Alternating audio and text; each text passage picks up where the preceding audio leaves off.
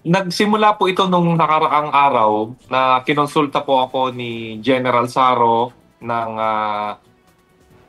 Pika G na gusto niyang tanungin ako kung ano daw yung pinakamabisang programa para mas maging effective yung campaign ni PNP Chief na papayatin lahat ng pulis.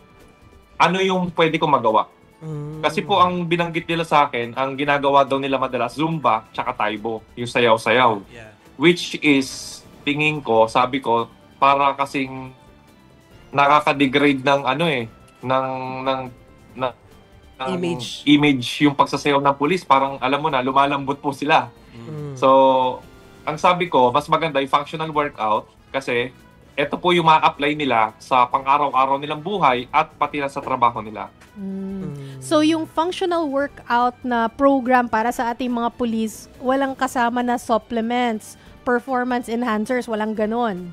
All natural. Ito po ay pagiging optional po siguro. Siguro ang pinaka-i-recommend ko lang po yung mga natural na supplements para at least healthy pa rin sila.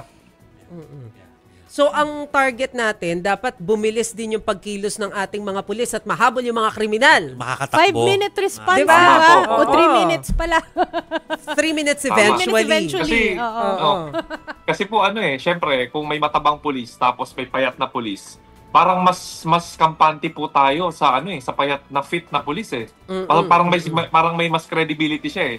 So, mas magtitiwala yung taong bayan kapag maganda yung pangangatawan ng isang public servant natin. Oo. So, dahil ang target natin ay maging fit sila in a year, ibig sabihin, for 1 year ba, expect namin na nakatutok ka rin doon sa program? Pwede Ganun po, ba? opo. Hindi po tayo titigil hanggang merong pulis na mataba. Yun po ang kaya ko ipangako. Okay. So, halimbawa, kung daily yung ginagawa ninyo na workout, gaano katagal? Ito po ay 1.5 hour lang po. Ah, 1.5 hours a day lang. Oo. 1.5 hour a day lang Okay po. naman Pero pala. intense po Okay yun. din. Oo, intense nga. Anong pinaka-challenge mo sa pag-train sa mga pulis?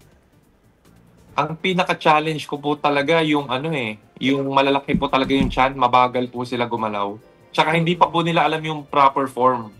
So parang medyo yung mas form talaga. kailangan nila ng tutok talaga. Pati form nila, pati yung endurance, lahat po halos back to zero po sila eh. So, yung isang klase na ganyan, yung pinapakita natin sa video, ilan yan na hinahawakan mo sa training? Kada class? Ang umattend po kanina is 150 po. Ah, madami. Opo.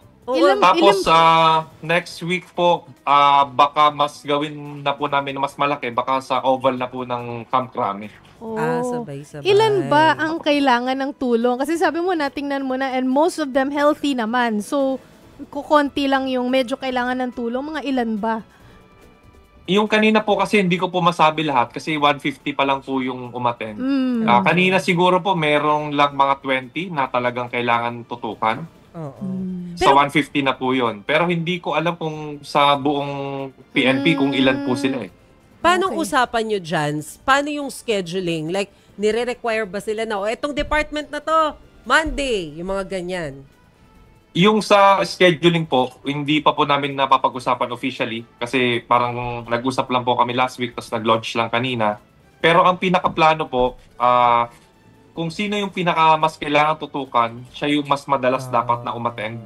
At yung regular program ng lahat is once a week.